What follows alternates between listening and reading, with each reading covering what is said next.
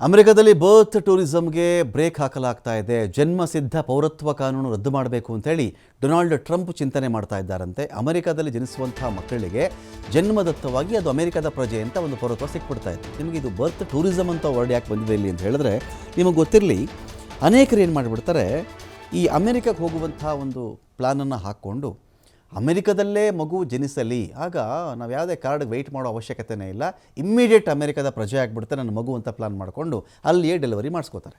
ಇಲ್ಲಿ ಅಮೆರಿಕದಲ್ಲಿ ಅಲ್ಲಿ ಹುಟ್ಟುತ್ತಾ ಇದ್ದಂತೆಯೇ ಆ ಮಗು ಅಮೆರಿಕದ ಪ್ರಜೆ, ಫಿನಿಶ್, ಅಲ್ಲಿ ಅದು ಪ್ರಜೆ ಪೌರತ್ವ ಸಿಕ್ಬಿಡುತ್ತೆ, ಅದಕ್ಕೆ ಸಿಟಿಸನ್ಶಿಪ್ ಸಿಕ್ಬಿಡುತ್ತೆ ಅದಕ್ಕೆ. ಸೊ ಈ ಥರದ ವಿಚಾರ, ಟೂರ್ ಹೋಗ್ಬಿಟ್ಟು ಅಲ್ಲಿ ಅಮೆರಿಕದಲ್ಲಿ ಆ ಮಗುಗೆ ಜನ್ಮ ಕೊಟ್ಬಿಟ್ಟು ಆ ಮಗುವನ್ನು ಆ ದೇಶದ ಪ್ರಜೆ ಮಾಡುವಂಥ ಒಂದು ಪ್ರಾಸೆಸ್ ಇದೆಯಲ್ಲ, ಇದಕ್ಕೆ ಕಡಿವಾಣ ಹಾಕಿದ್ರೆ ಹೇಗೆ ಅಂತೇಳಿ ಡೊನಾಲ್ಡ್ ಟ್ರಂಪ್ ಚಿಂತನೆ ಮಾಡ್ತಾ ಇದ್ದಾರೆ.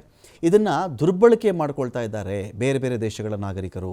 ಹೆರಿಗೆ ಸಮಯದಲ್ಲಿ ಅಮೆರಿಕಾಗೆ ಹೋಗ್ಬಿಡೋದು, ಅಲ್ಲಿ ಹೆರಿಗೆ ಮಾಡಿಸ್ಕೊಳ್ಳೋದು, ಡೆಲಿವರಿ ಆಯ್ತಿದ್ದಂತೆಯೇ ಅಲ್ಲಿ ಏನಾಗುತ್ತೆ, ಅಮೆರಿಕದ ಮಗು ಪ್ರಜೆ ಆಗಿಬಿಡುತ್ತೆ ಅದು ಅಂತ. ಇದರಿಂದ ಮಗುವಿಗೆ ಸಿಗುವ ಜನ್ಮದತ್ತ ಪೌರತ್ವದ ಹಕ್ಕಿತ್ತಲ್ಲ, ಇದನ್ನು ತಪ್ಪಿಸಬೇಕು.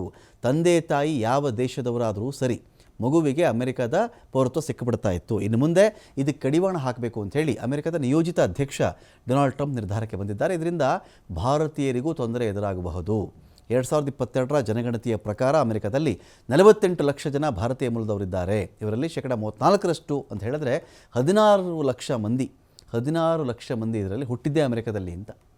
ಜನ್ಮಸಿದ್ಧ ಪೌರತ್ವ ಕಾನೂನಿನ ಅಡಿಯಲ್ಲಿ ಅಮೆರಿಕ ಪ್ರಜೆಗೆ ಗುರುತಿಸ್ಕೊಂಡ್ಬಿಟ್ಟಿದ್ದಾರೆ ಅವರು. ಆದರೆ ಈಗ ಟ್ರಂಪ್ ನಿರ್ಧಾರದ ಕಾರಣದಿಂದಾಗಿ 16 ಲಕ್ಷ ಭಾರತೀಯರಿಗೆ ತೊಂದರೆ ಆಗ್ತಾ ಇದೆ.